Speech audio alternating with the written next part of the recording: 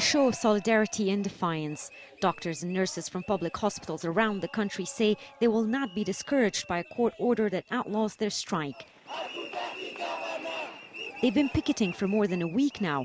They're against the government's decentralization plan to transfer their administration from the national government to local counties. They're worried that will leave them vulnerable and that their salaries could be slashed. Health workers deal with life. And if you force them to go and work without mechanism, proper systems in place, it is human beings we are going to touch. We don't want to project our frustrations on our patients. These medical workers say they're quite aware that there are patients across the country suffering as a result of the strike, but they say it's the government that's to blame and that they too have rights they need to protect. Here at Kenyatta National Hospital, though, there's little sympathy for the strike. Not part of the decentralization plan, its staff is on duty. They've been taking in hundreds of extra patients turned away from hospitals around Kenya.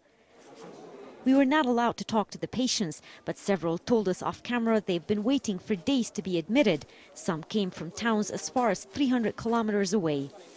The hospital cancelled staff leaves, university interns have been called in, and maternity and pediatric wards are at double their capacity, with some patients having to share beds. I don't know how much longer we will hold, because even the staff will have a burnout.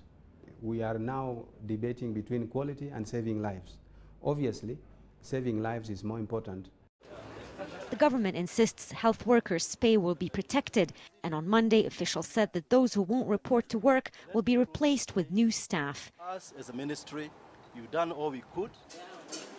As both sides dig in, the crisis is set to escalate, and it's these people who are paying for it.